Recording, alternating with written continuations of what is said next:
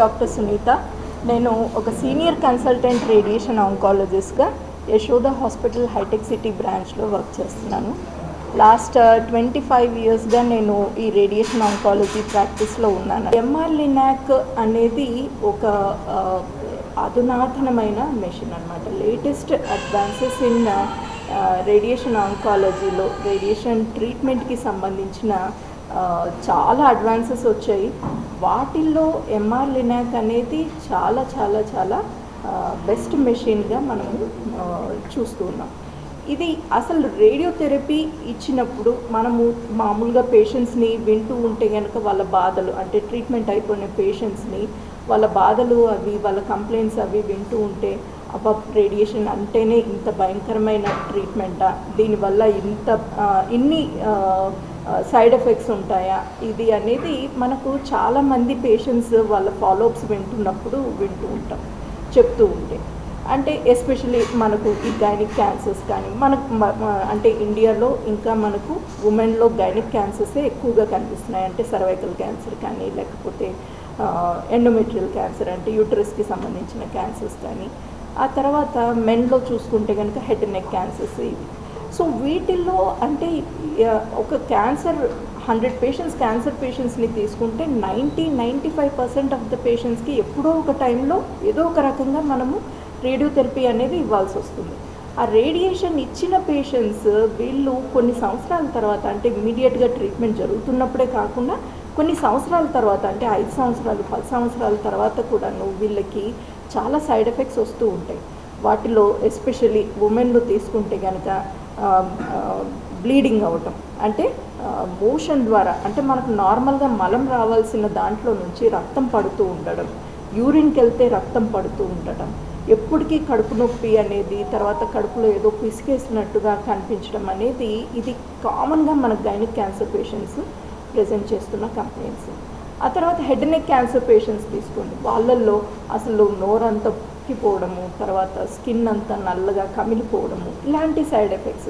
ఇవే కాకుండా రకరకాల క్యాన్సర్స్కి రకరకాల సైడ్ ఎఫెక్ట్స్ మనము పేషెంట్స్కి చూస్తూనే ఉన్నాం. అయితే ఈ సైడ్ ఎఫెక్ట్స్ అనేవి తగ్గించాలి అనేదే రేడియేషన్ ఆంకాలజిస్ట్ యొక్క మెయిన్ ఎయిమ్, కానీ లేకపోతే మా మెయిన్ ఉద్దేశము అనేది, కొన్ని వర్డ్స్ మిస్ అవుతూ ఉంటే కనుక క్షమించాలి. సో మెయిన్ ట్రీట్మెంట్ ప్రాబ్లము అంతా కూడాను సైడ్ ఎఫెక్ట్స్తోనే భయపడతారు పేషెంట్స్ అందరూ కూడా. ట్రీట్మెంట్ ఇస్తున్నప్పుడు వాళ్ళకి ఏమి ఇబ్బంది ఉండదు, ట్రీట్మెంట్ జరుగుతుంది అనేది కూడా వాళ్ళకి తెలియదు. కానీ ఆ సైడ్ ఎఫెక్ట్స్ గురించి వరి అయిపోయి చాలామంది పేషెంట్స్ అసలు ట్రీట్మెంట్కి కూడా రాకుండా ఉంటూ ఉంటారు.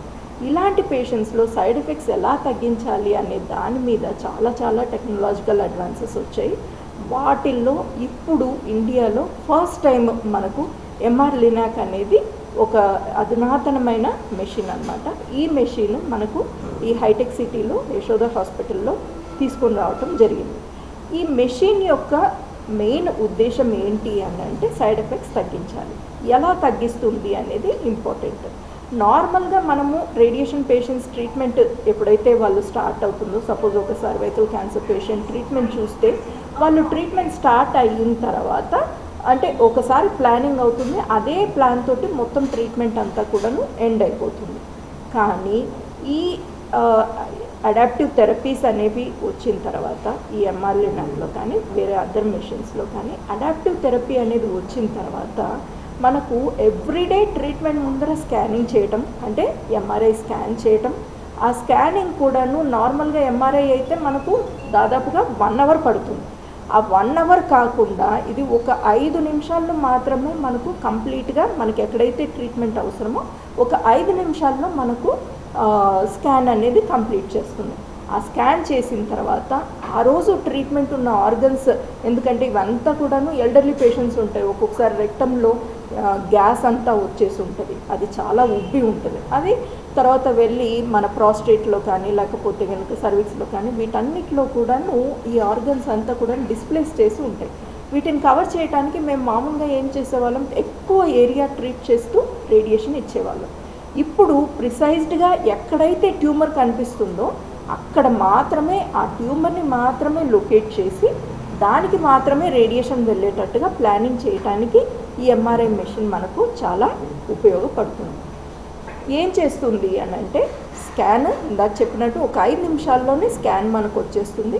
అంటే పేషెంట్ ట్రీట్మెంట్ మెషిన్ మీద ఇంకా పడుకొని ఉన్నప్పుడే ఈ స్కాన్ అయిపోతుంది. వెంటనే ఏమైనా మైనర్ అడ్జస్ట్మెంట్స్ ఆ రోజు గ్యాస్ ఉన్నా కానీ లేకపోతే యూరిన్ కనుక ఎక్కువ ఉన్నా కానీ వాటన్నిటినీ టార్గెట్ చేస్తూ వాటికి రేడియేషన్ అనేది అసలు వెళ్లకుండా చేస్తూ ఈ ట్యూమర్కి మాత్రమే ఎక్కువ రేడియేషన్ వెళ్ళేటట్టుగా ప్లానింగ్ చేస్తుంది.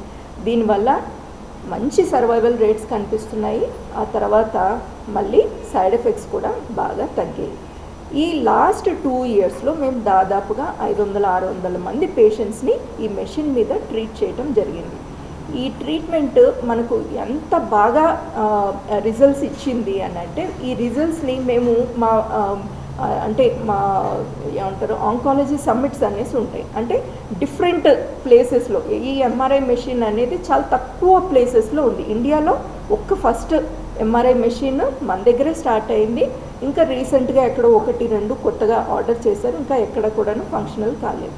సో ఈ మెషిన్ మీద ట్రీట్మెంట్ కోసము మనకు ఓన్లీ ఇండియాలో నుంచే కాకుండా అదర్ ప్లేసెస్ నుంచి అదర్ కంట్రీస్ నుంచి డిఫరెంట్ కంట్రీస్ నుంచి ఆఫ్రికన్ కంట్రీస్ కానీ సౌదీ కంట్రీస్ కానీ ఇలాంటి డిఫరెంట్ కంట్రీస్లో ఎందుకు అని అంటే మిగతా వెస్ట్రన్ కంట్రీస్ కంటే కూడాను ఇండియాలో ట్రీట్మెంట్ తీసుకుంటే సేమ్ కాస్ట్ మెషిన్ అయినా కానీ మనకి ఇక్కడ చాలా చీప్ పడుతుంది. అక్కడ 10 అంతలు 20 అంతలు ఉండే ట్రీట్మెంట్ కాస్ట్ వచ్చేసి ఇక్కడ మనకు చాలా తక్కువలో అయిపోతుంది. కాబట్టి డిఫరెంట్ కంట్రీస్ నుంచి పేషెంట్స్ అందరూ కూడాను ఇక్కడికే రావటం జరుగుతుంది.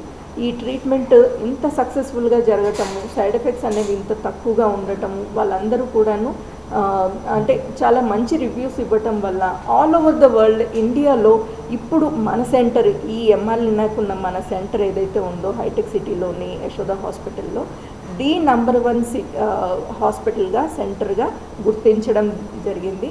అండ్ ఈ హాస్పిటల్లో పేషెంట్స్ వాళ్ళకు ఇచ్చిన రివ్యూస్ వల్ల ఫర్దర్ పేషెంట్స్ కూడా రావటము ఇలాగా సక్సెస్ఫుల్గా నడుస్తుంది.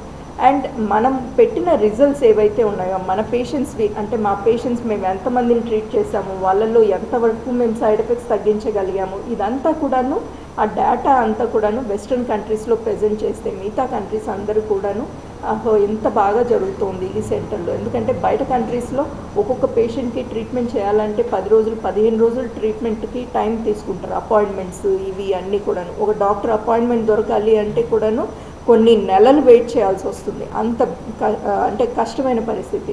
ఇక్కడ మనము ఈ సెంటర్లో పేషెంట్ రాగానే వెంటనే అటెండ్ చేయటము, వాళ్ళకి ఉన్న ప్రాబ్లమ్స్కి తగ్గట్టుగా వాళ్ళకి ప్లానింగ్ ఏర్పాటు చేయటము, చేసిన తర్వాత కరెక్ట్గా ట్రీట్మెంట్ ఇచ్చేసి అండ్ ఒకప్పుడు 25-35 అలాంటి ట్రీట్మెంట్ నంబర్స్ అంటే ఫ్రాక్షన్స్ సిట్టింగ్స్ అనమాట. అంటే రేడియేషన్ అనేది ఒకటే రోజులో ఇవ్వలేము. ఒక మండే నుంచి ఒక 30 డేస్ వరకు ఎన్ని రోజులైనా కానీ ఇవ్వాల్సిన అవసరం వస్తుంది depending on the treatment site. కానీ ఇప్పుడు ఇలాంటి ఫోకస్డ్ ట్రీట్మెంట్ ఇవ్వడానికి అవకాశం ఉండటం వల్ల మనకు నంబర్ ఆఫ్ ఫ్రాక్షన్స్ కూడా బాగా తగ్గిపోయినాయి. అంటే ఒకప్పుడు 30 ఫ్రాక్షన్స్ ఇవ్వాల్సిన ప్రాస్టేట్ క్యాన్సర్స్ 35 ఫ్రాక్షన్స్ ఇచ్చిన ప్రాస్టేట్ క్యాన్సర్స్ని ఇప్పుడు 5 ఫ్రాక్షన్స్లో కూడాను ట్రీట్ చేయగలుగుతున్నాం. అంటే 5 రోజుల్లో. సో సర్జికల్ అంటే రోబోటిక్ సర్జరీస్ వాటిల్లో కంటే కూడాను మనకు వచ్చిన ఈ మెషిన్లోని ట్రీట్మెంట్ వల్ల చాలా సైడ్ ఎఫెక్ట్స్ తక్కువగా ఉండటం, రిజల్ట్స్ బాగా ఉండటం, దీనివల్ల ఒక అంతర్జాతీయ గుర్తింపు రావటము అనేది మనందరికీ చాలా అదృష్టమైన ఇది. సో మీకు ఈ ట్రీట్మెంట్కి సంబంధించిన కానీ ఈ మెషిన్ గురించి కానీ ఏమన్నా క్వశ్చన్స్ ఉన్నా డౌట్స్ ఉన్నా కానీ మీరు అందరూ అడగండి and I'm ready to answer you. ఎందుకంటే ఒక్కదానే మాట్లాడుతూ ఉంటే ఏదో అంటారు. సార్ ఏంటంటే ఇది మెషిన్ ఏంటి అని అంటే నార్మల్ రేడియోథెరపీ మెషిన్ మాత్రమే. ఓకే, ఇది ఒక నార్మల్ రేడియోథెరపీ మెషిన్ మాత్రమే. కానీ దీంట్లో ఎంఆర్ఐ మెషిన్ని కూడా ఇంటిగ్రేట్ చేస్తాం. అంటే నార్మల్గా రేడియోథెరపీ మెషిన్స్లో ఒక సిటీ స్కానర్ మాత్రమే పెట్టి ఉంటారు, కానీ దాని క్లారిటీ కూడాను చాలా తక్కువగా కనిపిస్తుంది. అంటే అంటే ట్రీట్మెంట్ జరుగుతుందా లేదా అని కనిపిస్తుంది, కానీ అదర్వైజ్ ట్రీట్మెంట్ ఎక్కడ వెళ్తుంది అని ఫోకస్డ్గా వెళ్తుందా లేదా అనేది మనకు కనిపించదు నార్మల్ స్కాన్స్లో. ఇక్కడ మెషిన్తో పాటే, అంటే పేషెంట్ ఒకటే మెషిన్ మీద పడుకొని ఉంటారు, ఒకటే కౌచ్ మీద, అంటే ఒక బెడ్ లాంటిది ఉంటుంది, ఆ బెడ్ మీద మాత్రమే పడుకొని ఉంటారు. దాంట్లోనే ట్రీట్మెంట్ మెషిన్ ఉంటుంది, ప్లస్ ఎంఆర్ఐ స్కానర్ మెషిన్ కూడా ఉంటుంది. సో దీనివల్ల ఫస్ట్ స్కాన్ చేస్తాము, కరెక్ట్గా ఉందా లేదా ట్యూమర్ అనేది, లొకేషన్ అనేది చూసుకుంటాము. ఆ తర్వాత దానికి మాత్రమే రేడియేషన్ వెళ్ళేటట్టుగా, ఫోకస్డ్గా రేడియేషన్ వెళ్ళేటట్టుగా ప్లాన్ చేసి ఆ తర్వాత ట్రీట్మెంట్ డెలివర్ చేయటం జరుగుతుంది. ఇదంతా కూడాను దీనికి మనకు ఆర్టిఫిషియల్ ఇంటెలిజెన్స్ రావటము అనేది చాలా చాలా చాలా అంటే ఒక రకమైన బూన్ అని చెప్పాలి పేషెంట్స్కి. ఎందుకు ఇన్ఫ్యాక్ట్ మాకు కూడా ఒకప్పుడు ఈ ట్రీట్మెంట్ మేము ప్లాన్ చేయాలి, ట్రీట్మెంట్ పేషెంట్కి ఇవ్వాలి అని అంటే మినిమం 3 to 4 days పట్టేది. వెస్ట్రన్ కంట్రీస్లో 10 to 15 days కూడా తీసుకుంటారు ప్లానింగ్కి. అలాంటిది ఇప్పుడు ఒక మెషిన్ మీద పేషెంట్ పడుకొని ఉన్నప్పుడే మనకి ఆర్టిఫిషియల్ ఇంటెలిజెన్స్ అనేది చాలా హెల్ప్ చేస్తుంది అనమాట. ఎగ్జాక్ట్గా ఎక్కడ ఉంది లొకేషన్, దీనికి మాత్రమే ఎట్లా వెళ్ళాలి, ఏ యాంగిల్లో వెళ్తే కనుక ఈ రెక్టమ్ కానీ బ్లాడర్ కానీ ఇలాంటి క్రిటికల్ ఆర్గన్స్కి మనం డోస్ తగ్గించగలము. ఇదంతా కూడాను మనకు ఆర్టిఫిషియల్ ఇంటెలిజెన్స్, ఈ కంప్యూటరైజ్ సిస్టమ్స్ మనకు చాలా హెల్ప్ చేస్తాయి అన్నమాట. సో ఎంత ఆర్టిఫిషియల్ ఇంటెలిజెన్స్ ఉన్నా కానీ స్టిల్ మన హ్యూమన్ బ్రెయిన్ అనేది చాలా ఇంపార్టెంట్. అది కరెక్ట్గా ఇచ్చిందా లేదా అనేసి మనం చూసుకొని కరెక్ట్గా ఫోకస్డ్గా వెళ్తుందా లేదా అనేది ఫైనల్ వెరిఫికేషన్ ఒక డాక్టర్ ఉండి కంపల్సరీగా ఇది కరెక్ట్గా ఉంది అని చెప్పినప్పుడు మాత్రమే అది ట్రీట్మెంట్కి మనము ముందుకు వెళ్ళడానికి అవకాశం ఉంది.